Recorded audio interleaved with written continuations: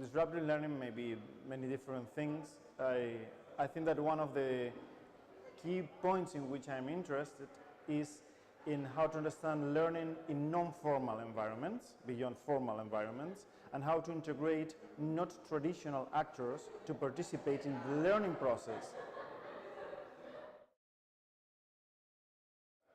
What I've seen today is that there is a strong, thriving community of students, of young people in Verona, and this is the main asset for 2050.